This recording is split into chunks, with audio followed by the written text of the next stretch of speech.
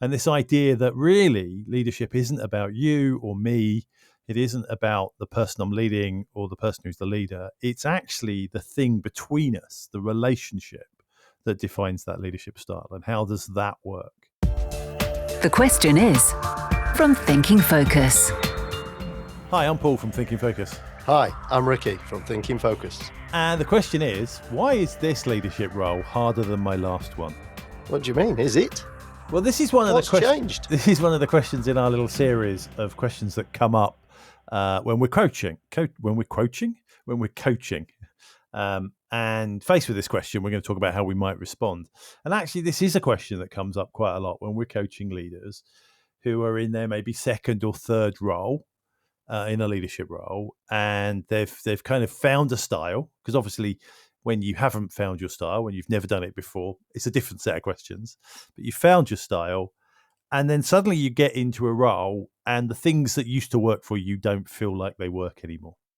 I can relate to this because I've been through several roles in my career where you suddenly feel like I'm out of my depth.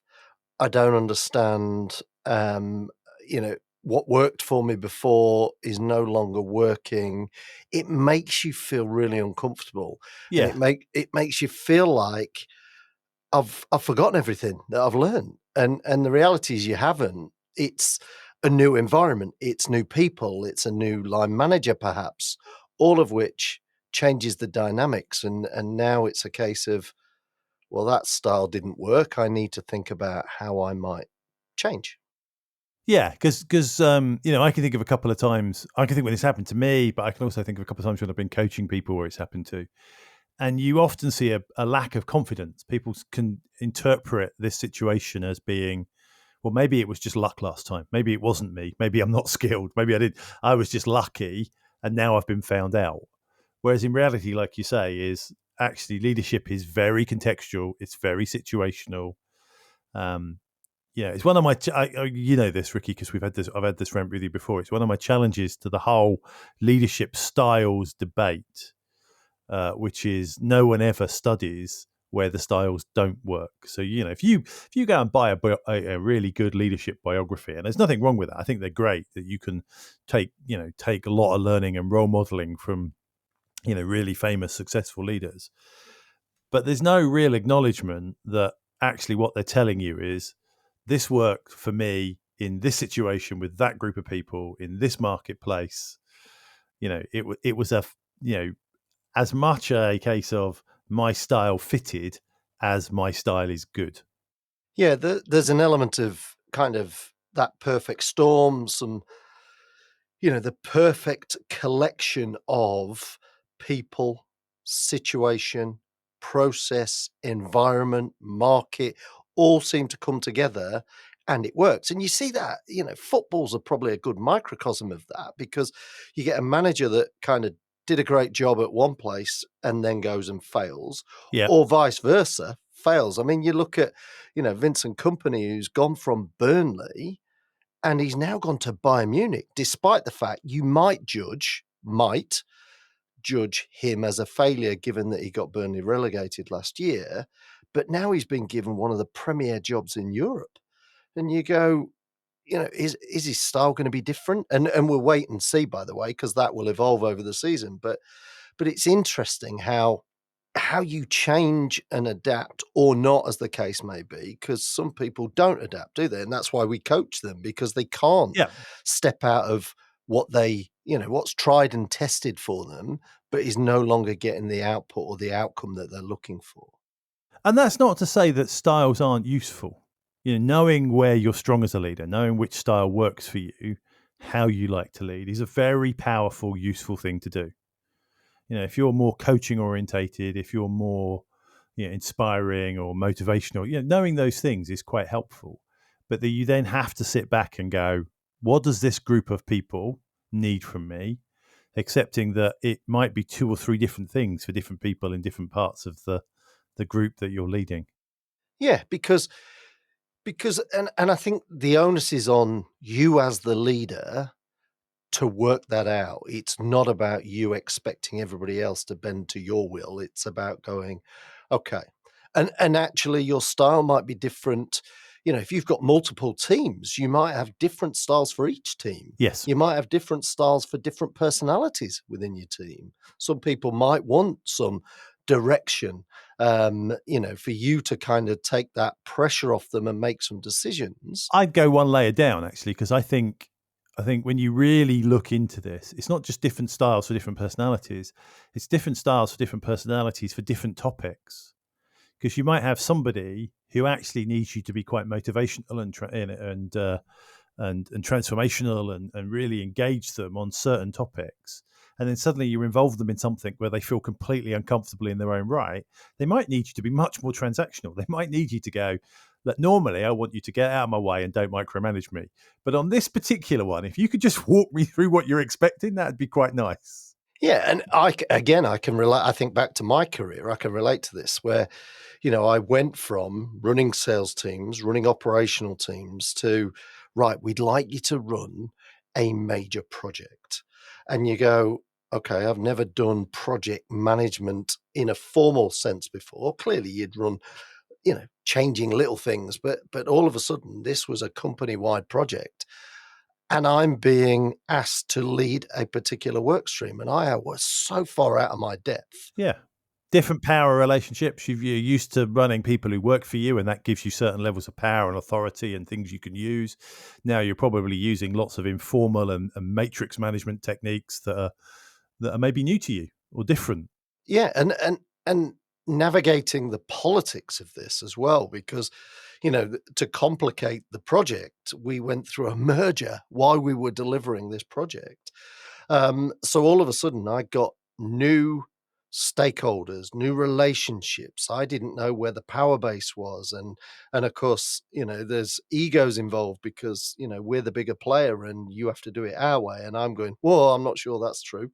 And of course, my ego kicks in, and I'm now resisting um, all of those things. And you're going, where did I add to that? Where did I detract and make things worse? And that's the learning that you take from this thing, because it's not just about people, it's also about situations. Yeah. When you're under stress, when it becomes more demanding, and add to that you're outside your comfort zone, all of a sudden all bets are off and you will behave differently. And that's where I think the one leadership theory, which I quite like, I mean, not that I dislike the others because I do, but there's just so many of them at different styles. And one of the ones I quite like is this idea of LMX, if you've ever come across it, Leader Member Exchange. And this idea that really leadership isn't about you or me. It isn't about the person I'm leading or the person who's the leader. It's actually the thing between us, the relationship that defines that leadership style. And how does that work? And the idea that I'm not a leader because I say I'm a leader. I'm a leader because people actually allow me to be a leader. And it's as much them giving it to me as I'm giving it to them, which then makes it really individual and personal. Oh, that's really interesting. So, how would that work? Take my project example. Play that through an example for me. So you've got that project. You're running along. You're appointed to that leadership of that particular project. So straight away you go. Let's say you had 4 people directly working for you before and 4 people directly working for you afterwards. The relationship you had with the 4 before in the previous role would have been very different because you were in sales, they were in sales, you were the sales manager, they worked for you picked their pay rise. There was a whole load of things built into those relationships that create a framework that you could lead against. All of that disappeared. Now you've got 4 project managers who probably thought completely different to you, didn't see the world the way you saw the world, probably weren't motivated by the things that you were motivated by, so would need to be managed differently. So those 4 relationships completely changed. Now, if only 2 of them were project managers and say 2 were process experts, they might, again, be very different. So you've now got 2 different sets of relationships. Then you've got stakeholders where you'd already got pre-existing relationships, new stakeholders turned up, and now you've got no relationships.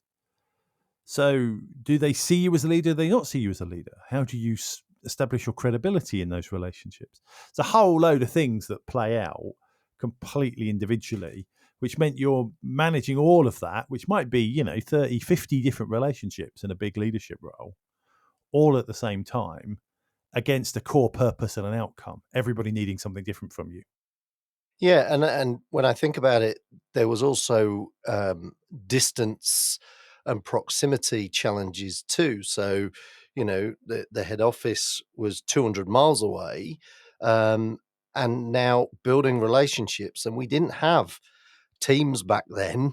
Yeah, This was in black and white days almost, but we didn't have Teams back then. We had very, very primitive. I know. You had to get your quill out. You had to write to them. 3 or 4 Yeah, days. send the 3 or 4 pigeon. days of carriage ride for them to get the letter. But we had this video conferencing, but it was really flaky, and you had to book it because there was one for the entire site, so you had to book it. So all of a sudden, where you would normally go and talk to somebody and resolve a particular issue, challenge, um, all of a sudden it took a lot more effort to do that. Yeah. And that meant that I spent more time in the head office in order to try and nurture and build those relationships. And this for me is where it sort of comes back to this mini rant. I'll get off my soapbox in a second, I promise. But mini rant, which is when we talk about leadership generally, I'm going to use a weird analogy here. What we talk about is forests. We talk about averages, and this is the style that works for most people, and this is how you should do it. We're describing a forest. But leadership isn't about forests. It's about trees. It's about individuals. It's about bits of the forest. It's about your little corner, how much sunlight you're getting, how good's the soil, did it rain last week? And so what we have to do as leaders is step away from this forest view, this big picture view, and dig down and go, what works here? And if you're lucky, a lot of what worked in the last bit of the forest you're in will work in this bit of the forest. If you're unlucky, you're in a completely different set of the forest with completely different looking trees and different soil and different drainage. I'm dragging the metaphor out way too far. But you get what I mean.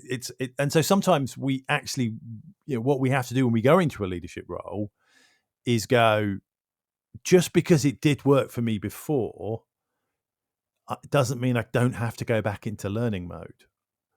What I've got is a whole load of tools and techniques from last time, but I've also got the memory that at some point I didn't know any of this. So I've learned it once, I can learn it again. Yeah, and I think what's interesting is when you think about leaders, as you evolve and develop as a leader, you tend to mirror what's around you. So you see what your line manager's doing and how they lead, and you think, well, that's the way. Because and actually, when you take that forest and tree analogy, actually, there are so many variables involved here: the situation, the people, the demands of those people, the pressure they're under, the pressure you're under, the pressure the organization may be under, all of which affects the dynamics. And actually, you kind of go, well, there's no one style that's right then, is there? No. And I suppose that's why, when we work with leaders, and we do this a lot, actually what we're trying to do is give you a set of models, mental models, to your point, that says, okay, how does this model now fit in this environment? How does it fit in that environment? Yeah, what adjustments do I need to do? Where do I need to add some fertilizer? Do I need to put more water down? Do I need to trim the forest back a bit so it can breathe? I'm at the limit of my gardening knowledge now.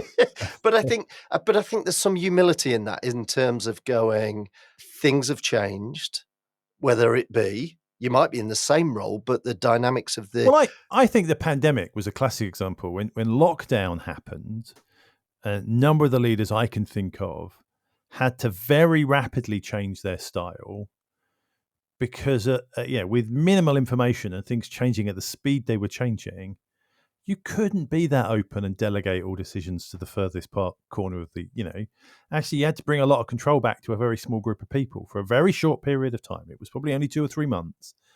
And then you had to flip again and push it back out because now we've got a way of working again. Yeah. And it was really interesting to see, actually, my observation was a lot of people found it easier to pull it back in than they did to give it back out again. Yeah, I think some have still yet to give it back out, haven't they? Yeah. So I think that, the sort of top of that mountain is the humility to occasionally, and I think this is really rare, by the way, but occasionally, and I've had this happen to me, go, yeah, this isn't for me. And it isn't that I'm a good leader or a bad leader. I'm just in the wrong place. Either I don't want to make the adaptation, I'm not the right person to make that adaptation. The leap from how I want to lead and how they need me to lead is too big.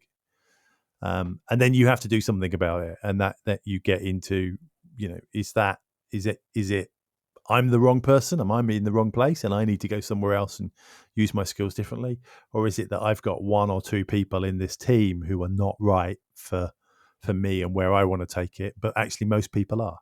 And I think that kind of brings it full circle to where we started, really, in terms of, depending on you and the way you see things, you might, like I did, had some imposter thoughts. You might start going, it's me, and default which to... Which is perfectly normal, by the way. I think if you're, I think it's weird to a certain extent. It's weird if that thought doesn't go through your head. If your first thought is, it's everybody else, it's not me, I almost think that's a separate podcast.